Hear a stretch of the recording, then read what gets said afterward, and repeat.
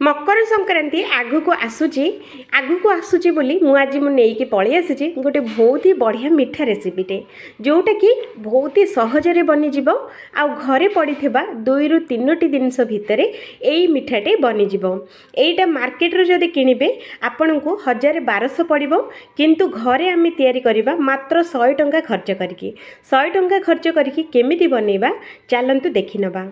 Hello friends, basmati kitchen रे आपण मानक समस्त को बहुत बहुत स्वागत। जदि फर्स्ट टाइम मो वीडियो के देखुथिले वीडियो को गोटे लाइक करंतु आ दया करिके चैनल को सब्सक्राइब करंतु जा द्वारा आम वीडियो अपलोड करिवु सबुठारु प्रथमे आपण देखिबाकू।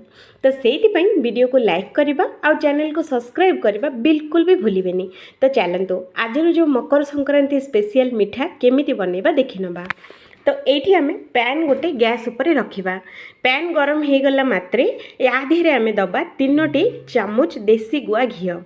फ्रेंड्स, आपण मैंने चाहिए डालडा घी भी दे पारे आपण पाखे जो घी अच्छे से घी आपण मैंने ये दे पारे, किंतु देसी घी रे बनैले मिठाटा अधिक बास्ना और टेस्ट आसीबो। तो ये मु 3 चामच गुआ घी ये मु गोटे कप बेसन मुझे ऐड करुँची। आपण मैंने चाहिए अधिक बनइबे जदि अधिक भी आपण मैंने नहीं पारे। तो ये मु गोटे कप बेसन दे सारा गैस रो फ्लेम को पूरा स्लो करके याकू आम भाजवा पूरा 10 मिनिट। मन रखु फ्रेंड्स, पूरा 10 मिनिट या भाजबे आपको पूरा स्लो मीडियम रे भाजबे।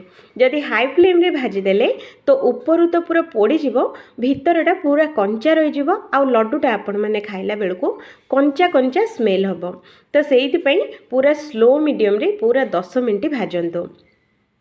तो ये देखो फ्रेंड्स, मु पूरा 10 मिनिट आपको बढ़िया से भाजी सारी पूरा स्लो मीडियम रे। तो आमर बेसनटा बहुत ही बढ़िया से भाजी हो जाइए। फ्रेंड्स, एबे पर्यंत वीडियो को लाइक चैनल को सब्सक्राइब जदि करि नाहंती तो एबे ही कर दियंतु, कारण आपण मैंने परे भूली जिवे। तो देखंतु आम बेसनटा बहुत ही बढ़िया से भाजी हो जाइए। तो आपण मैंने देखि पारुथबे, देखिले ही आपण को जना पड़ुथबो। तो ये मुझे दूसरी कखारु मंजी 2 चामच काटिकी छोट छोट करके देदबा। आउ 2 चामच ये छोट छोट कटा होता काजू आम देदबा। आउ ये 3टी गुजराती को बढ़िया से छेचिकी ये आम दबा। बास्नाटा बहुत भल आसीबो। तो से गुजरात यहाँ को टिके नाकु छेचिकी जदि देले तो बास्नाटा बहुत आसी थाए। तो से गुजराती गुंड न देकी आपण मैंने छेचिकी देबे जदि बहुत बढ़िया से बास्ना आसीबो। तो ये आम देदबा गोटे चामच पूरा फुल बड़ चामच रे गोटे चामच ये मुझे दूसरी धला राशि। टेस्ट बहुत भल आसीबो आउ खाइला बेलू कुरकुरा भी लगे। तो से गोटे बड़ चामच ये आम धला राशि दबा।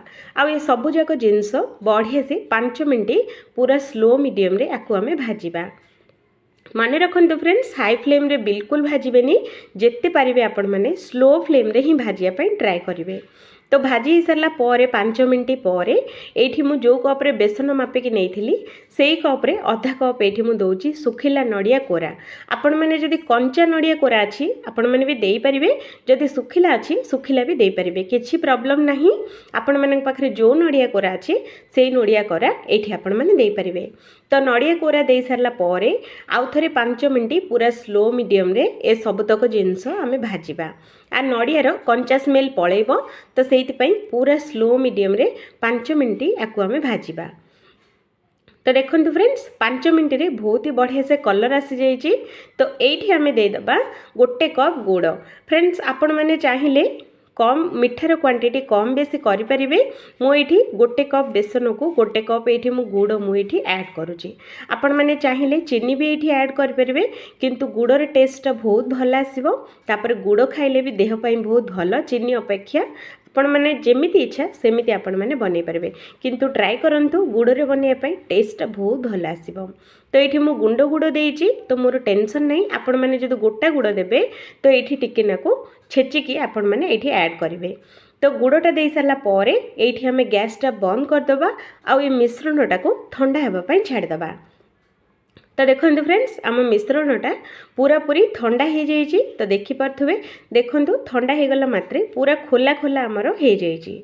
तो ये आम टेस्टा अधिक आसो आ बास्ना भी बहुत भल आसापी ये आउ गोटे कंचा घी यहाँ को घी को मुझे गरम करनी ये कंचा घी ये गोटे चामच दूची आईठी आपण मैंने देखिपे अल्प टिके नाकू मु क्षीर ये ऐड करुच्ची क्षीरटा देला बेलू फ्रेंड्स क्षीर सबुतक ये एकाथरे देवेनि अल्प अल्प करके देबे ये लगभग 3 ରୁ 4 चामच क्षीर ये ऐड करुच्ची कर सारा क्षीर दे सारा हाथ में आम आपको बढ़िया से चकुटी नवा आमर जेतक जिनस थी सबुजाक जिनस बहुत ही बढ़िया से सेट हो तो से आम हाथ में 2 ରୁ 3 मिनट पर्यंत बढ़िया से आपको रगुड़ी रगुड़ी आपको चकुटा तो देखो बढ़िया से मुझे चकुटी सारी बेसी क्षीर देदेले पानिया हो लड्डू बांधी बिल्कुल हेनी तो से ये 2 ରୁ 3 चामच क्षीर ही ये मोर लगी आपण मैंने क्षीर देला बेलू देखिकी देवे जदि मुठा होनी तो आपण मैंने अल्प अल्प करके दे पारिबे